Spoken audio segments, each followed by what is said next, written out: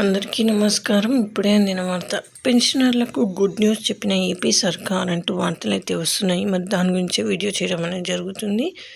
Friends, video skip చేయకుండా చివరి వరకు చూడండి. అలా అయితేనే పూర్తి ఇన్ఫర్మేషన్ అనేది అందుతుంది. అలానే చాలామంది చూస్తున్నారు కానీ సబ్స్క్రైబ్ చేయడం లేదు. దయచేసి సబ్స్క్రైబ్ చేయండి. సబ్స్క్రైబ్ చేయడంతో నేను చేసే ప్రతి ఒక్క ఇన్ఫర్మేషన్ అనేది మీకు వస్తుంది. ఇంకా లేట్ చేయకుండా వివరాల్లోకి వెళ్ళిపోదాం.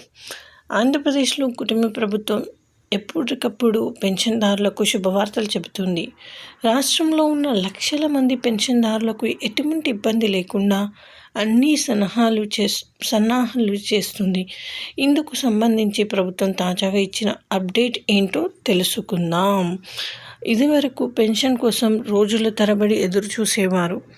ఈ గ్రామ వాలంటీర్లు వచ్చాక ఆ పని తెలియక అయిపోయి నేరుగా పెన్షన్దారులు ఇంటికి వచ్చి పెన్షన్ ఇస్తున్నారు.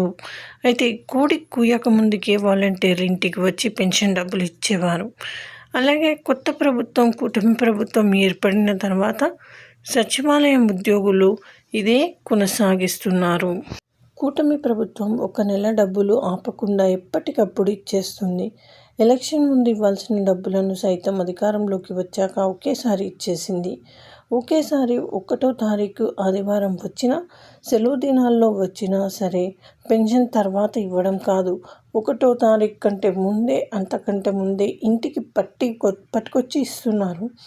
అదే మాదిరిగా 2025 జనవరి 1వ తారీఖు సెలవు దినం కావున పెన్షన్దారులు ఇబ్బంది పడకుండా డిసెంబర్ 31వ తారీఖుని ఇంటికి తెచ్చి ఇచ్చే నిర్ణయం తీసుకుంది కూటమి ప్రభుత్వం. ఎంత మంచి వార్త కదండి.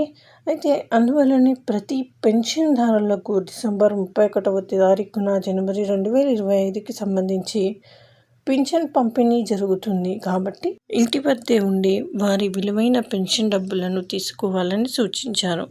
జనవరి 1వ తేదీ ఇచ్చే పింఛన్ డిసెంబర్ 31కి మార్చారు. ఇది కొత్త సంవత్సరం మొదలుపెట్టే వారికి ఎంతో తోడునిస్తుంది. సో ఇది ఫ్రెండ్స్, ఈ విధంగా వార్తలు అయితే వస్తున్నాయి. Thanks for watching.